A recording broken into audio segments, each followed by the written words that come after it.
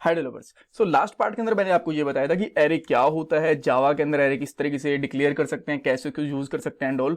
अब हम लोग बात करने वाले हैं कि अगर हमें एरे की वैल्यूज यूजर से लेनी हो तो वो किस तरीके से काम करेगी और क्या उसके अंदर प्रॉब्लम आएगी, सब कुछ देखते हैं। ऑलराइट। और पूरी जावा के ऊपर एक प्लेलिस्ट बन रही है। ऑलरेडी मैं 33 वीडियोस बना चुका हूं और भी बहुत सारी वीडियोस आने वाली हैं। यहाँ पे इंटरव्यू क्वेश्चन, एग्जाम्पल वगैरह सब कुछ मिलेंगे सारे टॉपिक्स के साथ में। सो ये पूरी प्लेलिस्ट आपको जरूर देखनी है, इसको मिस नहीं करना। इसका लिंक डिस्क्रिप्शन बॉक्स में आपको मिल जाएगा। अब सबसे पहले हम लोग प्रॉब्लम स्टेटमेंट देख लेते हैं कि जब हम लोग यूजर से इनपुट लेते हैं एक एरे के अंदर तो दिक्कत क्या आती है। ऑलराइट। सो उसके बाद में हम लोग किस तरीके से उसको रिजोल्व कर सकते हैं वो भी देखेंगे। और इंटरव्यूज के अंदर बोला जाता है, ये डायरेक्टली क्वेश्चन दे दिया जाता है कि आप ये चाहे इसके एल्गोरिथम लिख के दिखा दो या फिर कोड लिख के दिखा दो या कोड रन करके दिखा दो कि एक एरे के अंदर जो एलिमेंट्स होते हैं उनको यूजर से किस तरीके से ले सकते हैं, यूजर से एज इनपुट किस तरीके से ले सकते हैं। सो मैं यहाँ पे क्या करूंगा, सबसे पहले एक नॉर्मल न्यू फाइल बनाऊंगा और इस फाइल का मैं यहाँ पे नाम रख सकता हूँ let's say array input example. ठीक है। और उसके बाद में हम लोग वही हमारी मेन फंक्शन बना देते हैं। सो यहाँ पे लिखूंगा पब्लिक स्टैटिक void मेन और यहाँ पे ले लेंगे हम लोग स्ट्रिंग और आर्ग्यूमेंट ले लेते हैं हम लोग यहाँ पे। ऑलराइट। सो प्रॉब्लम क्या होती है, लेट्स से कि मेरे पास एक नॉर्मल वेरिएबल है और उसके अंदर मुझे इनपुट लेके उसको डिस्प्ले करवाना है तो बिल्कुल इजी होता है। तो हम लोग क्या करते हैं, एक स्कैनर क्लास होती है हमारे पास, वो अपने आप इंपोर्ट हो जाती है इवन इंटेल आईजी के साथ, तो ये बिल्कुल ईजी है। सो यहाँ पे हम लोग एक इसका स्कैनर उसका एक वेरिएबल डिक्लेयर कर लेते हैं, ऑब्जेक्ट डिक्लेयर कर लेते हैं और स्कैनर क्लास हम लोग इसको इस तरीके से यूज कर सकते हैं।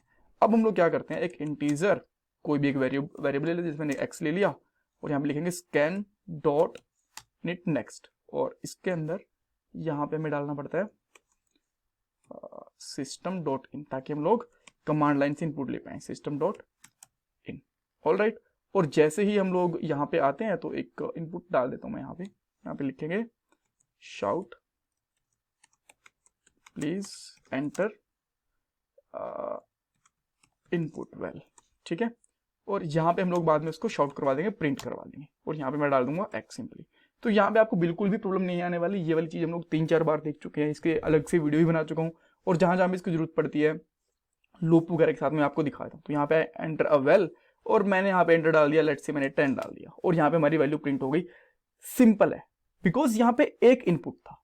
अब प्रॉब्लम क्या है कि अगर मैं जो ये हमारे पास एरे है, जो वेरिएबल है, इसको मैं अगर एरे बना देता, हम लोग एरे किस तरीके से बनाते हैं, यहाँ पे सिंपली एक मैं एरे का साइन यहाँ पे डिक्लेयर कर देता हूँ तो यहाँ पे एरर आ जाएगा। बिकॉज यहाँ पे तो हम लोग जस्ट इंटीजर वैल्यू ले सकते हैं, एरे वाली टाइप की वैल्यू कुछ ले नहीं सकते, कलेक्शन ले नहीं सकते और ना ही यहाँ पे कुछ इसका ऑप्शन है। अगर मैं यहाँ पे आता हूँ तो यहाँ पे आप देखोगे इंटीजर के लिए है वैल्यू, अगर मैं स्ट्रिंग करता हूँ तो स्ट्रिंग के लिए भी मिल जाएगी, फ्लोट के लिए भी मिल जाएगी यहाँ पे वैल्यू। ठीक है।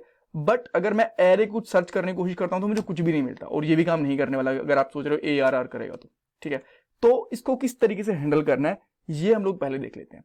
सो करना क्या पड़ेगा, जब भी हम लोग एरे लेंगे सबसे पहले एक वेरिएबल के अंदर में ये डिक्लेयर करना पड़ेगा कि कितने हम लोग इनपुट लेने की कोशिश कर रहे हैं यूजर से। ठीक है। अब मान लो मुझे 10 इनपुट लेने हैं, उसके ऊपर फिर मैं लूप चलाऊंगा और लूप के अंदर इस तरीके से मैं एक वेरिएबल डिक्लेयर करूंगा जिसके अंदर सारी की सारी वैल्यूज मेरी आएंगी। ठीक है। मैं यहाँ पे डाल देता हूँ इंटीजर नेक्स्ट। तो सबसे पहले मेरे यहाँ पे रहेगी टोटल इनपुट।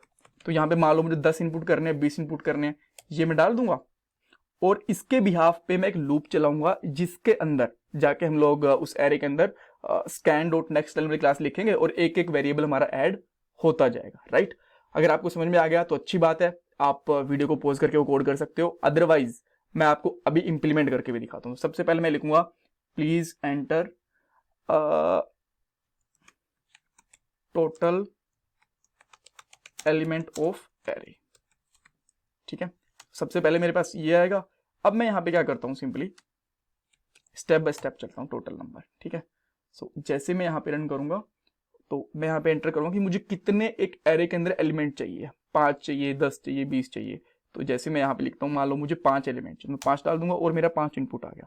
तो ये एक नॉर्मल हो गया। अब हमें क्या हो गया, इतना पता लगा कि हमें एरे के अंदर 5 इनपुट तो चाहिए, वो ठीक है, इसमें कोई दिक्कत नहीं है। अब उसके बाद मैं एक और एरे ले लूंगा, यहाँ पे डाल देता हूं मैं इंटीजर और यहाँ पे ले लेता हूं, इसका नाम डाल दूंगा इनपुट एरे, ARR डाल देता हूं इसका नाम। ठीक है। या फिर हाँ ठीक है यार, ठीक है कोई दिक्कत नहीं है।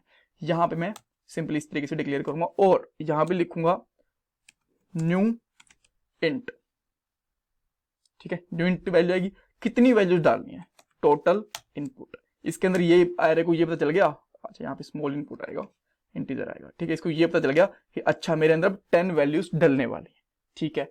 अब 10 वैल्यूज हम लोग डालेंगे कैसे उस एरे के अंदर एक एक करके, तो उसके लिए मैं यहाँ पे चलाता हूँ लूप। तो यहाँ पे मैं क्या डालूंगा, इंटीजर आई, और आई की वैल्यू स्टार्ट होगी 0 से, बिकॉज एरे हमारा 0 से स्टार्ट होता है, तो 1 से मत करना, वो थोड़ा गड़बड़ हो सकता है।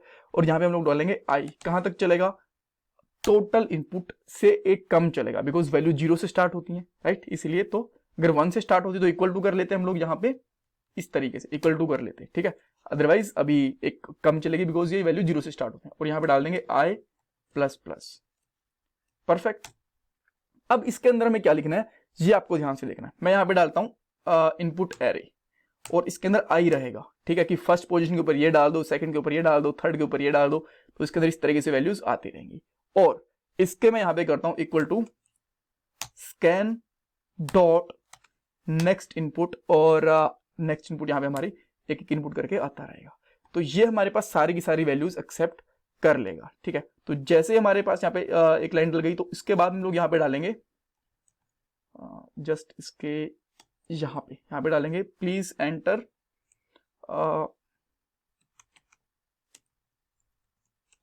एरे एलिमेंट वैल्यूज, ऑलराइट, ये हो गया। और इसके बाद हम लोग एक और शाउट लगाएंगे, यहाँ पे आएंगे एरे एलिमेंट्स आर हियर, ठीक है। और यहाँ पे आप चाहो तो एक और फॉर लूप लगा सकते हो, मैं यहाँ पे एक फॉर लूप लगा देता हूँ फिर से, ताकि हम लोग ये वैल्यूज चेक भी कर पाएंगे क्या क्या उस एरे के अंदर वैल्यूज गई हैं। इंट आई फिर से लगा दूंगा मैं, 0 से चलेगा और कहां तक चलेगा, i less than total element i plus plus. और यहाँ पे हम लोग फिर से प्रिंट कर देंगे इसकी क्या था हमारा इनपुट एरे के अंदर आई डाल के, ठीक है। तो ये हमारा सबसे पहले हम लोग टोटल इनपुट डाल देंगे कि कितने हमें एलिमेंट चाहिए, उसके बाद में वहां तक लूप चल जाएगा और एक एक एलिमेंट करके डालते रहेंगे, और लास्ट में हमारी सारी की सारी वैल्यूज प्रिंट हो जाएंगी, ठीक है। तो अब मैं क्या करता हूं, यहाँ पे आपको प्रोग्राम को रन करके दिखाता हूं। सो सबसे पहले इसने पूछा please enter the total element, मैं चाहता हूं कि मैं जस्ट 5 एलिमेंट्स डालू, तो मैंने 5 डाल दिया। अब इसने बोला please enter array element value, तो मैं यहाँ पे पहले की वैल्यू डाल देता हूँ, उल्टी डालने शुरू कर देता हूं मैं, जैसे कि 9, सेकेंड वैल्यू 8, थर्ड वैल्यू 7, 6, 5। और अब इसने एक एक करके वो वैल्यूज हमें प्रिंट करके भी दे दी, देखो एरे एलिमेंट्स आर हेयर, इस तरीके से, ठीक है। अगर मैं इसको फिर से रन करूंगा, अब मैं इसके अंदर 3 वैल्यूज ही डालूंगा, जैसे मैंने 5 थी, अब मैं इसको बोलूंगा भाई 3 ही एलिमेंट लो, ठीक है। तो मैं 3 डालता हूं, 10, 20 एंड 30, और ये अब मुझे आउटपुट दे देगा कि ये हमारे पास इनपुट हो गए। अगर मैं यहाँ पे 10 रखता हूं, मान लो इनपुट, मैं यहाँ पे डाल देता हूँ कि 10 रहेगी मेरे एलिमेंट की वैल्यू, तो 1 2 3 4 5 6 7 8 9 10 0 वाला, तो ये इसने कर दी। तो यहाँ पे हम लोग डायनेमिक वैल्यू बता सकते हैं कि कितने एलिमेंट रहेंगे, और उनकी वैल्यू भी, एलिमेंट की वैल्यू भी हम लोग डायनेमिक रख सकते हैं। सो ये काफी बार इंटरव्यूज में पूछा जाता है, इसको मिस मत करना। और अगर आप लोगों ने अब तक चैनल सब्सक्राइब नहीं करा है, वीडियो को लाइक नहीं करा, तो मैं आपसे रिक्वेस्ट करूंगा कि आप मुझे सपोर्ट करो, चैनल को सब्सक्राइब करके, वीडियो को लाइक करके, कमेंट सेक्शन के अंदर फीडबैक देंगे। Thank you guys, thank you so much for watching this video.